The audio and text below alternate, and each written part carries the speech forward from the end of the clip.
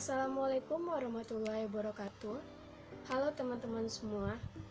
Perkenalkan, nama aku Saskia Oktavia dari jurusan Akuntansi, Fakultas Ekonomi dan Bisnis, Universitas Putra Indonesia, Yayasan Perguruan Tinggi Komputer Padang, Angkatan 2020, NIM 20.1155110091.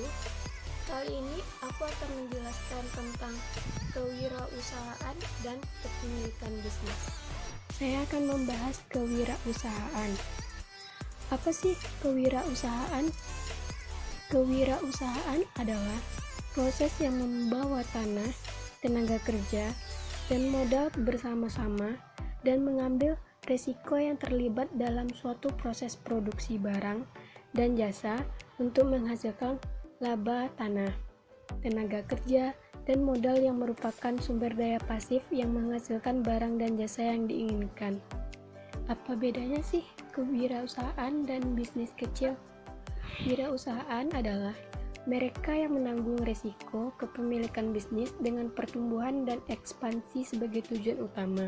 Sedangkan bisnis kecil, bisnis yang dimiliki dan dikelola secara mandiri yang tidak mendominasi pasarnya. Ada 4 kelompok bisnis kecil. Yang pertama, perakitan. Yang kedua, jasa. Yang ketiga, grosir. Yang keempat, eceran. Perbedaan apa saja yang dimiliki pemilik bisnis dan kewirausahaan? Yang pertama, visi. Yang kedua, aspirasi. Yang ketiga, strategi. Apa saja yang harus dilakukan untuk memulai dan mengoperasikan bisnis kecil? Yang pertama, menyusun rencana. Rencana bisnis adalah dokumen yang dibuat oleh wirausahawan yang merangkum strategi untuk usulan perusahaan baru dan cara strategi tersebut diimplementasikan. Yang kedua, menetapkan tujuan dan sasaran. Rencana bisnis menggambarkan kecocokan antara kemampuan dan pengalaman wirausahawan dengan persyaratan untuk memproduksi atau memasarkan suatu produk. Yang ketiga, peramalan penjualan. Rencana bisnis juga harus mempertimbangkan urutan pengambilan keputusan strategi dalam perusahaan. Keempat, perencanaan keuangan, anggaran tunai, laporan pendapatan, neraca, dan bagian titik impor atau break-even. Ada 2 cara untuk memulai bisnis. Yang pertama, membeli bisnis yang sudah ada memulai dari awal. Yang kedua, membiayai bisnis kecil melalui sumber investasi lainnya, yaitu 1. Perusahaan modal bersama. Yang kedua, small business investment companies. Beberapa yang membuat kita gagal. Yang pertama, manajer yang tidak berkompeten dan tidak berpengalaman. Yang kedua, sistem kontrol yang lemah. Ketiga, kurang memberi perhatian. Yang keempat, tidak cukup modal. Ada beberapa juga yang membuat kita berhasil. Yang pertama, kerja keras, dorongan, dan dedikasi. Yang kedua, permintaan pasar akan produk atau jasa yang disediakan. Yang ketiga, kompetisi manajerial.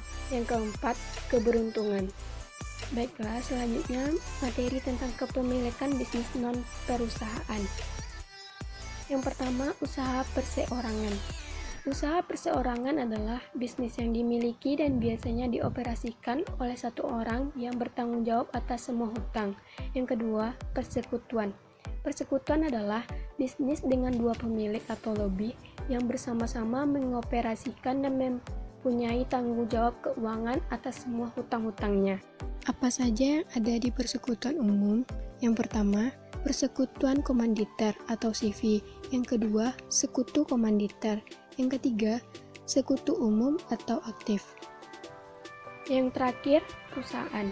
Perusahaan adalah bisnis yang secara hukum dianggap sebagai satu entitas yang terpisah dari pemilik-pemiliknya dan bertanggung jawab atas hutang-hutangnya sendiri.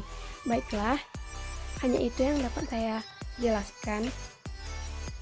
Terima kasih sudah menonton video saya. Baiklah teman-teman, itu penjelasan sedikit dari aku. Semoga bermanfaat ya teman-teman. Wassalamualaikum warahmatullahi wabarakatuh.